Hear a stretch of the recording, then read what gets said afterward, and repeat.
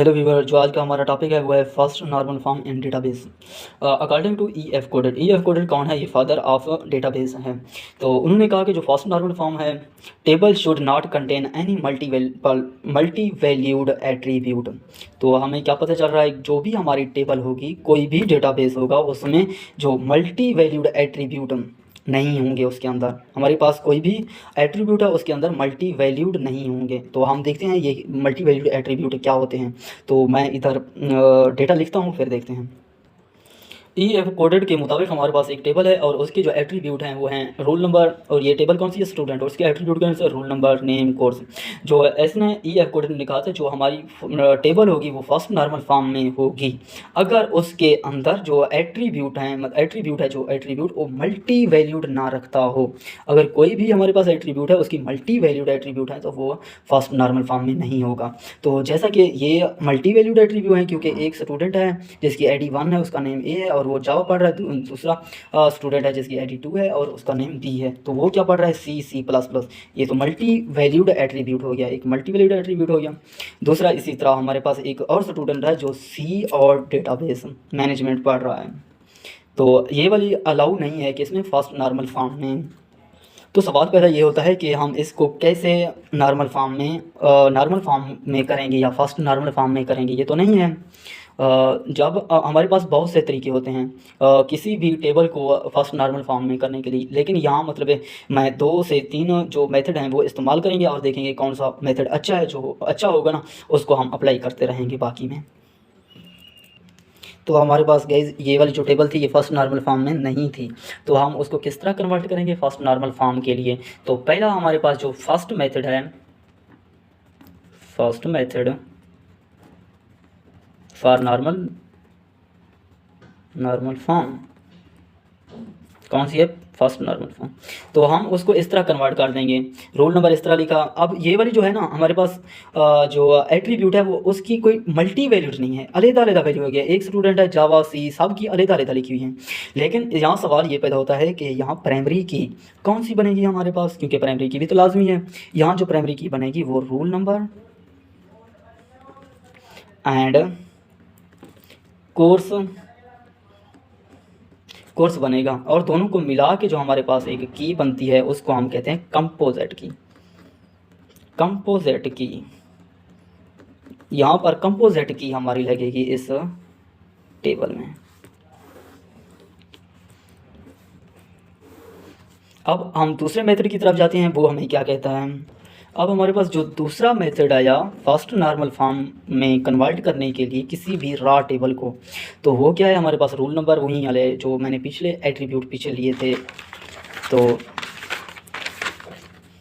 ये वाले जो भी एट्रीब्यूट थे, रोल नंबर, नेम, कोर्स, क्योंकि हमें मसला आ रहा था कोर्स में, क्योंकि कोर्स एक ऐसा एट्रीब्यूट था जो मल्टी वैल्यूड रखता था।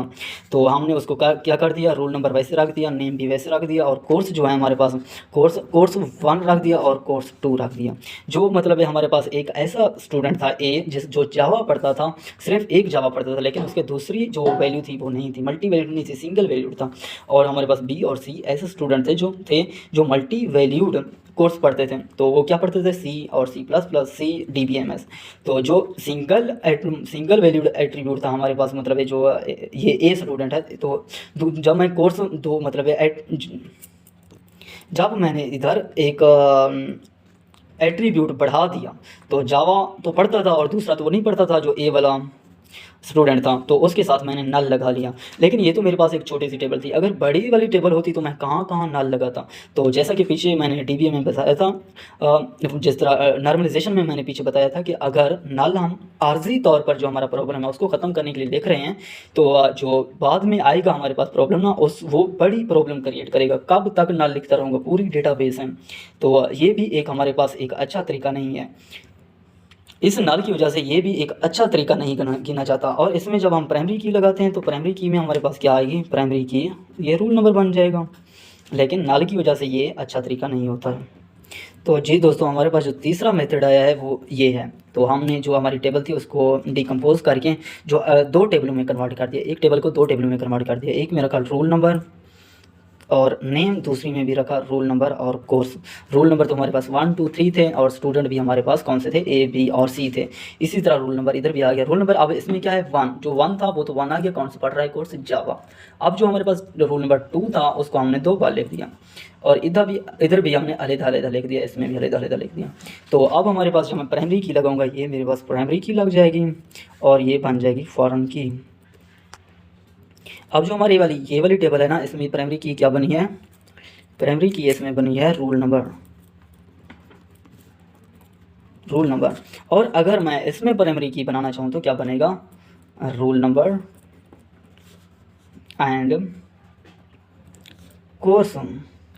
जिस तरह मैंने पीछे कहा था ये वाली क्या बन जाएगी, कंपोजिट,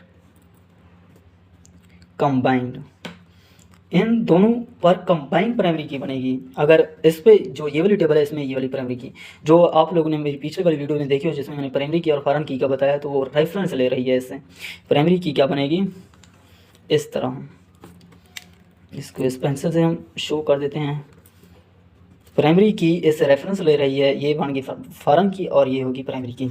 और ये वाला जो हमारे पास तरीका होता है या मेथड होता है ना, ये हमारे पास दिस इज़ अ गुड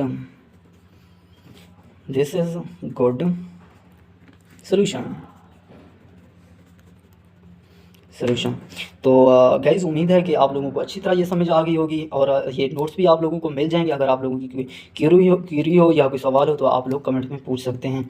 तो तब तक के लिए अपना ख्याल रखिएगा, हम मिलते हैं एक नई वीडियो में। Thanks for watching. इसमें इतना ही काफ़ी है।